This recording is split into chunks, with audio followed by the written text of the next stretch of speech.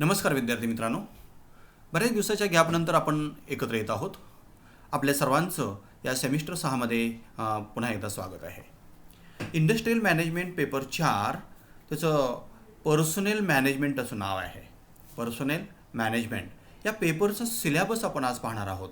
या पेपरमध्ये कोणकोणत्या टॉपिकचा अंतर्भाव केलेला आहे किंवा कोणकोणते युनिट्स आहेत ते युनिट्स आपण थोडेसे डिटेलमध्ये पाहणार आहोत. या पेपरचा सब्जेक्ट कोड आहे 16612. Personal management. What are the objectives of this paper. या पेपरचे उद्देश कोणते आहेत ते उद्देशही आपण या ठिकाणी लक्षात घेतले पाहिजेत. त्यामध्ये पहिला उद्देश आहे to make students familiar with the subject of personnel management. This is the first objective of the subject. Okay.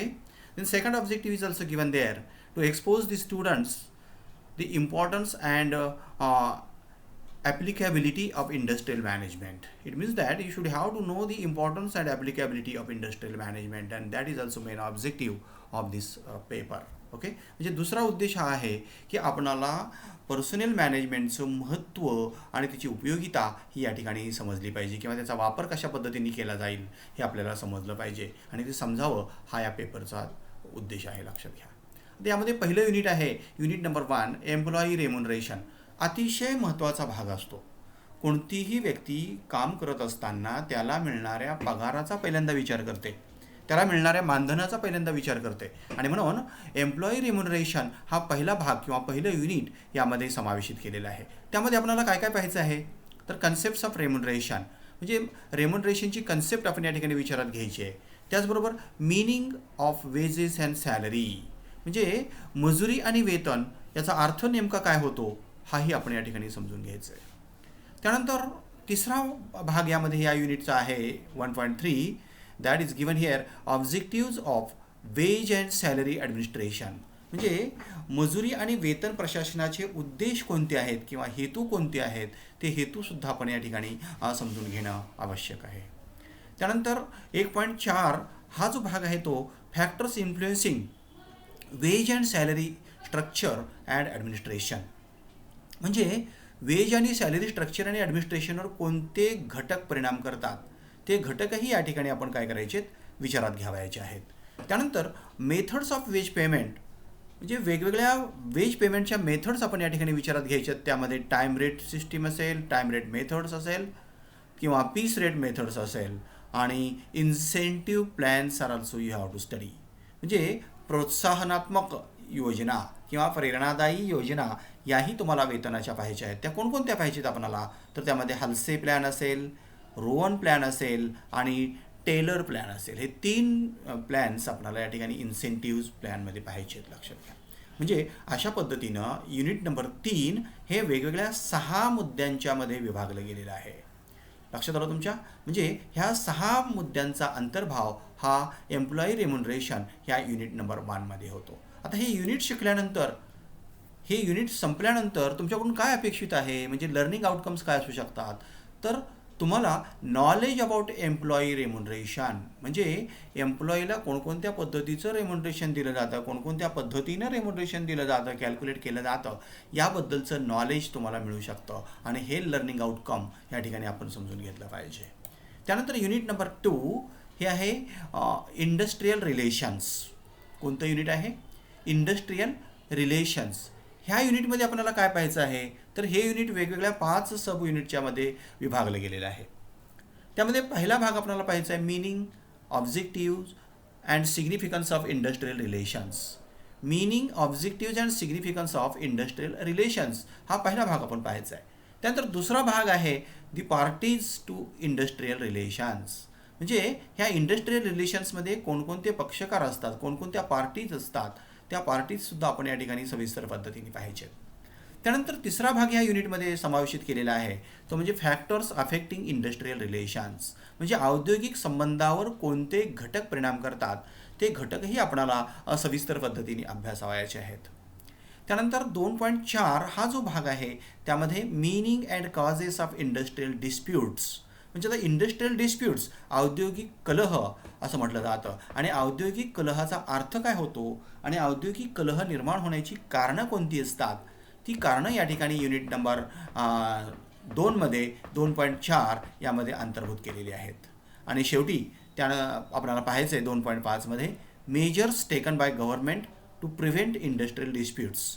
म्हणजे इंडस्ट्रियल डिस्प्यूट्स रोखण्यासाठी किंवा टाळण्यासाठी गव्हर्नमेंटनी कोणते उपाय केलेले आहेत किंवा गव्हर्नमेंटनी कोणते मेजर्स त्या ठिकाणी घेतलेले आहेत तेही आपण या ठिकाणी विचारात घेणं गरजेचं आहे. म्हणजे अशा पद्धतीनं युनिट नंबर 2 हे ह्या वेगवेगळ्या 5 मुद्द्यांच्यामध्ये विभागलं गेलेलं आहे. लक्षात आलं तुमच्या? ह्या युनिटचं नाव असेल इंडस्ट्रियल रिलेशन्स, औद्योगिक संबंध असं म्हटलं जातं. लक्षात घ्या तुम्ही.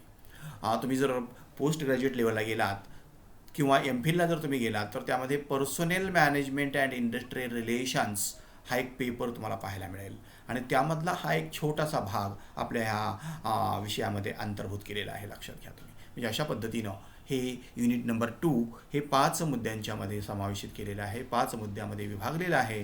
ते आपल्याला सविस्तर पाहायचं आहे.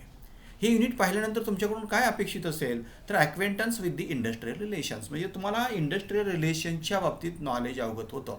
म्हणजे हा भाग संपल्यानंतर, हा भाग शिकल्यानंतर तुम्हाला इंडस्ट्रियल रिलेशनची माहिती मिळू शकते.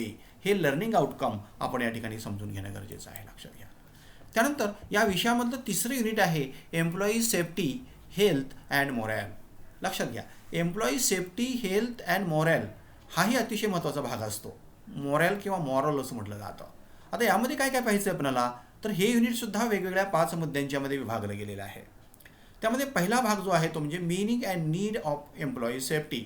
म्हणजे या ठिकाणी औद्योगिक किंवा कामगारांची सुरक्षितता, कर्मचारी सुरक्षितता, त्याचा अर्थ नेमका काय होतो, त्याची आवश्यकता काय आहे, हाही भाग आपण या ठिकाणी विचारात घेणं गरजेचं असतं. त्यानंतर दुसरा भाग आपण पाहायचा आहे factors in safety programmes. Factors in safety programme त्याच्यामध्ये meaning and importance of employee health. काय पाहायचं आहे आपण? Meaning and importance of employee health हाही दुसरा भाग आपण या ठिकाणी पाहायचा आहे. त्यामध्ये फॅक्टर्स इन सेफ्टी प्रोग्रॅम यामध्ये पाहायचा आहे. त्यानंतर तिसरा जो भाग आहे तो म्हणजे occupational hazards. Occupational hazards, risk and disease, म्हणजे तोही भाग आपण या ठिकाणी पाहणं गरजेचं आहे. त्यानंतर चौथा भाग आहे protection against health hazard and statutory provisions under the factory act 1948. 1948च्या कारखाना कायद्यामध्ये किंवा कारखाना कायदा जो 1948चा आहे त्यामध्ये हेल्थ हझर्ड्स आणि स्टॅट्युटरी प्रोव्हिजन्स आहेत त्या पाहायचेत. त्यामध्ये हेल्थ असेल, सेफ्टी असेल, वेलफेअर प्रोव्हिजन्स असतील, त्या सर्व प्रोव्हिजन्स आपल्याला डिटेलमध्ये पाहायचेत. आणि शेवटचा भाग आपण पाहायचा आहे ह्या युनिटमधला तो म्हणजे मीनिंग ऑफ एम्प्लॉई मॉरल. आता एम्प्लॉई मॉरल किंवा मॉरल असं म्हटलं जातं. एम्प्लॉई मॉरल याचा अर्थ नेमका काय होतो हाही आपण या ठिकाणी भाग पाहणं गरजेचं आहे. म्हणजे अशा पद्धतीनं employee safety, health and moral हा भाग हा 5 वेगवेगळ्या मुद्द्यांमध्ये विभागला गेलेला आहे. आणि असं हे तिसरं युनिट आपण या 5 मुद्द्यांच्या साह्यानं समजून घ्यायचं आहे. आणि हे युनिट शिकल्यानंतर लर्निंग आउटकम काय असू शकतं तर acquaintance with the employee safety, health and morale. लक्षात घ्या तुम्ही. म्हणजे याबद्दलची विद्यार्थ्यांना माहिती अवगत होते. हे या ठिकाणी लर्निंग आउटकम्समध्ये आपण विचारात घेणं गरजेचं आहे. त्यानंतर चौथं युनिट आपण पाहायचं आहे ह्युमन रिसोर्स अकाउंटिंग. त्याचं नाव काय आहे? Human resource accounting. आता हे युनिट वेगवेगळ्या 4 विभागामध्ये विभागलेलं आहे. त्यामध्ये पहिला भाग आहे मीनिंग अँड डेफिनेशन, दुसरा भाग आहे ॲडव्हान्टेजेस ऑफ HR अकाउंटिंग, तिसरा भाग आहे डिटर्मिनंट ऑफ ह्युमन ॲसेट्स आणि चौथा भाग आहे मेथड्स ऑफ HR अकाउंटिंग. म्हणजे अशा पद्धतीनं ह्या वेगवेगळ्या 4 विभागामध्ये 4 मुद्द्यांमध्ये हे युनिट नंबर 4 हे काय केलेलं आहे विभागलेलं आहे. आणि हे युनिट शिकल्यानंतर तुम्हाला नेमकं काय समजू शकतं तर acquaintance with human resource accounting म्हणजेच ह्युमन रिसोर्स अकाउंटिंगच्या बाबतीतची संपूर्ण माहिती आपणाला ह्या युनिटच्या माध्यमातून मिळू शकते. आणि ती मिळेल जर तुम्ही युनिट ते पूर्ण केलं तर निश्चितच तुम्हाला त्याबद्दलचं ज्ञान अवगत झालेलं असेल. And that is the learning outcome. Okay. आणि त्यानंतर तुम्हाला मी पुस्तकं रेफरन्स बुक्स दिलेली आहेत. त्या ठिकाणी रेफरन्स बुक्स दिलेली आहेत ती सर्व पेपरसाठी कॉमन आहेत. लक्षात घ्या. म्हणजे paper number 1 to 4 same reference books you can use there. Okay. त्यानंतर आपल्याला पाहायचं एक्झामिनेशन पॅटर्न. आता इंटरनल इव्हॅल्युएशन आपल्याला माहिती असेल की आपण BCom भाग 3चे विद्यार्थी असल्यामुळं 30 मार्काचं इंटरनल इव्हॅल्युएशन आहे. बाकी सर्व वर्गांना त्या ठिकाणी 40 मार्काचं आहे. लक्षात घ्या. आणि म्हणून आता इथे इंटरनल इव्हॅल्युएशन 30 मार्काचं आहे. त्यामध्ये आपण विचारात घेतलं पाहिजे स्टुडंट्स ॲक्टिव्ह पार्टिसिपेशन असेल, अटेंडन्स असेल, प्रेझेंटेशन असेल, ग्रुप डिस्कशन असेल, सेमिनार पेपर्स असतील आणि इतर ॲक्टिव्हिटीज असतील. यामध्ये कोणत्याही एका ॲक्टिव्हिटीमध्ये जर तुम्ही भाग घेतलेला असेल तर त्यामध्ये तुम्हाला 5 मार्क्स मिळू शकतात. त्यानंतर मिड टर्म टेस्ट किंवा होम असाइनमेंट किंवा ओरल एक्झाम ही तुम्हाला 10 मार्काची असेल. लक्षात घ्या तुम्ही. म्हणजे 10 मार्क्स हे या ठिकाणी होम असाइनमेंट, ओरल एक्झाम आणि मिड टर्म टेस्ट यासाठी दिलेले आहेत.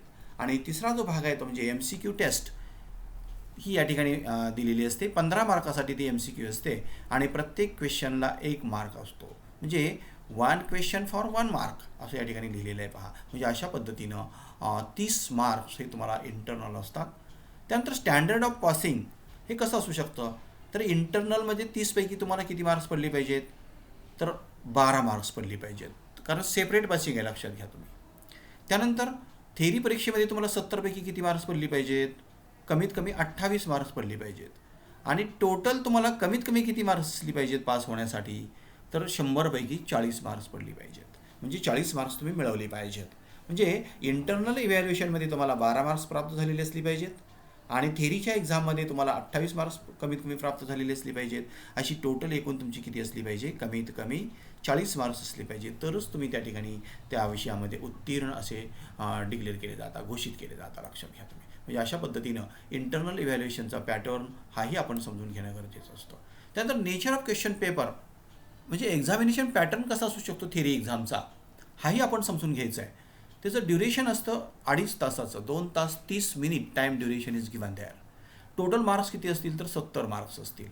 त्यानंतर figures to the right indicates full marks. म्हणजे प्रश्नपत्रिकेच्या उजव्या हाताला जे काही फिगर्स तुम्हाला दिसत आहेत त्या काय दाखवत आहेत, तर पूर्ण मार्क्स त्या ठिकाणी दाखवत आहेत. आता त्यामध्ये आणखी काही नोट असतात, तर attempt any 5 questions out of 7. म्हणजे ह्या 7पैकी 5 प्रश्न कोणतेही तुम्ही सोडवा असं म्हटलेलं असतं.